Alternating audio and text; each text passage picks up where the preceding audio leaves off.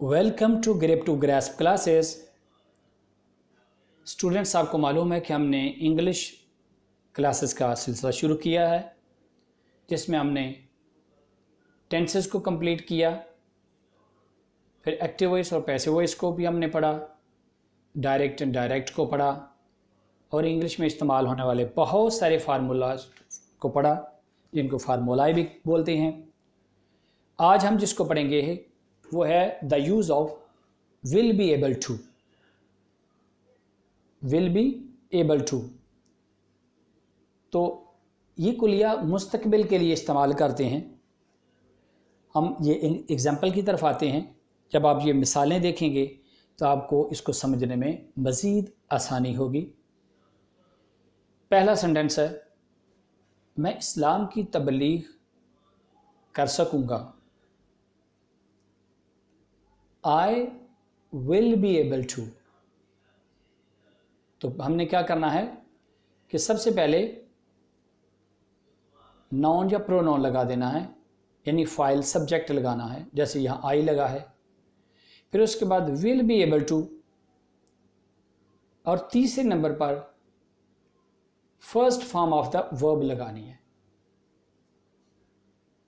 यानी आपको सब्जेक्ट आ जाएगा, फिर प्लस उसमें आप क्या लगाएंगे, ये विल बी एबल टू होगा। ये जो विल बी एबल टू, ये फार्मूला लगाएंगे, इसको लगाएंगे दूसरे नंबर पर।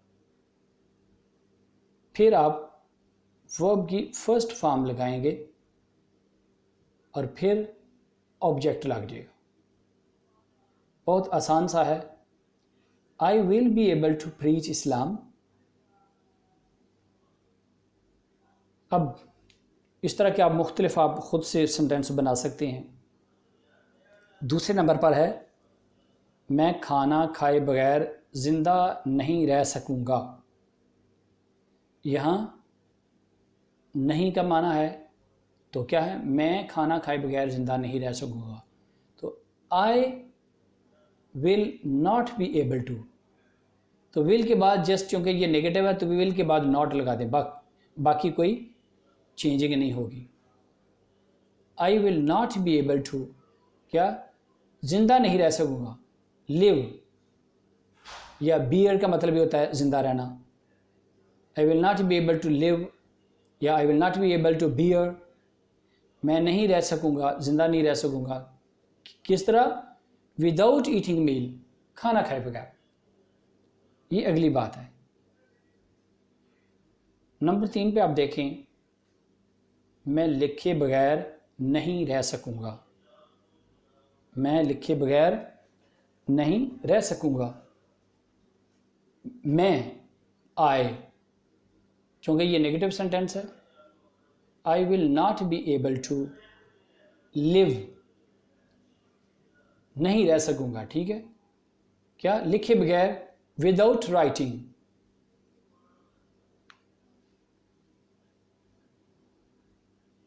आगे, क्या वो ख़त लिख सकेगी।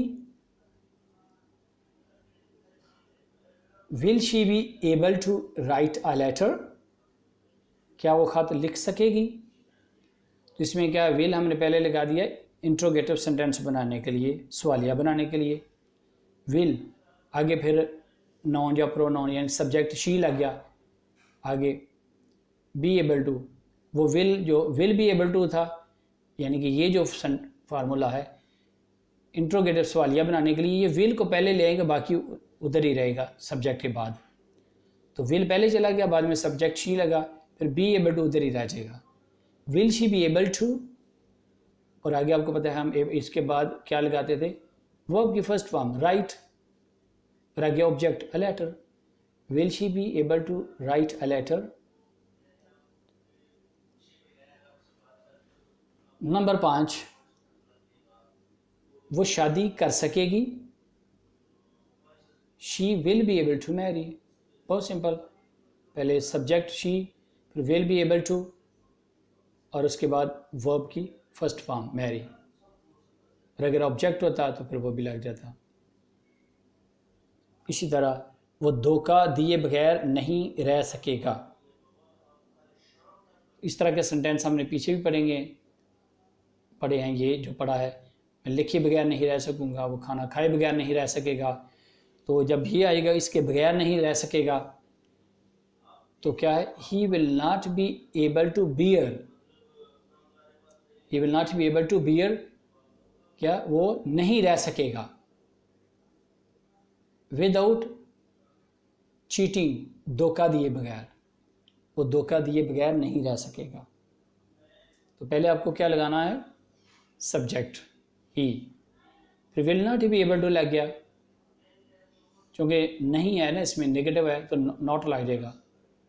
ही will not be able to bear, वो नहीं रह सकेगा, विदाउट बगैर, चीटिंग किए बगैर नहीं रह सकेगा। इस I will not be able to go, मैं नहीं जा पाऊंगा या मैं नहीं जा सकूंगा। I will not be able to write, मैं नहीं लिख सकूंगा। We will not be able to climb, we will not be able to climb the stair, हम सीढ़ियाँ नहीं चढ़ सकेंगे। We will not be able to play the cricket, हम क्रिकेट नहीं खेल सकेंगे।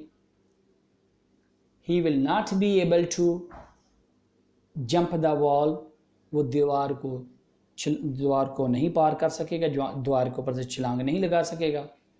तो इस तरह आप खुद से जितने चाहें आप सेंटेंसेस बना सकते हैं। ये अगला देखें आप, लास्ट है, वो अजियत दिए बगैर नहीं रह सकेगा, यानी कि वो तकलीफ़ दिए बगैर नहीं रह सकेगा। He will not be able to bear, वो नहीं रह सकेगा, विदाउट बगैर किसी चीज़ के टॉर्चिंग, अजियत दिए बगैर या इरिटेटिंग, किसी को तंग किए बगैर, तंग करना। He will not be able to bear without torturing. तो इस तरह इस ऐसे सेंटेंस को, ऐसे फिक्रे को आपने देखें और इस तरह के खुद से ज़्यादा फिक्रे बनाएं, चाहे सिंपल सादा बनाएं। वो लिखे बगैर नहीं रह सकेगा, वो पढ़े बगैर नहीं रह सकेंगे, हम सोए बगैर नहीं रह सकेंगे। यूँ यहाँ इस लेसन में इस फार्मूले को गौर से देखें और फिर इस तरह के जो सेंटेंसेस हम उनके ऊपर उनको अप्लाई करें, ख़ुद बनाएं। ये नीचे ग्रेस्प दी गई है, इसको भी आप इंग्लिश में ट्रांसलेट करें। और अगर आपको किसी किस्म की दुश्वारी हो या इनसे इंग्लिश बनाने में मुश्किल आ रही हो, तो आप कमेंट में आके पूछ सकते हैं। ये नीचे डिक्शन भी दी गई है, ये डिफ़िकल्ट वर्ड्स उनको यहाँ लिखा गया है, इनकी मदद से आप जो ग्रेस्प है उसको ट्रांसलेट करें, तो ख़ुद से सेंटेंस बनाएं। जितनी आप ज़्यादा प्रैक्टिस करेंगे उतना आपको जो है वो लेसन अच्छी तरह याद होगा। तब तक, जब तक हम अगले लेसन की तरफ आते हैं, अपना ख्याल रखिएगा। Take care and good bye.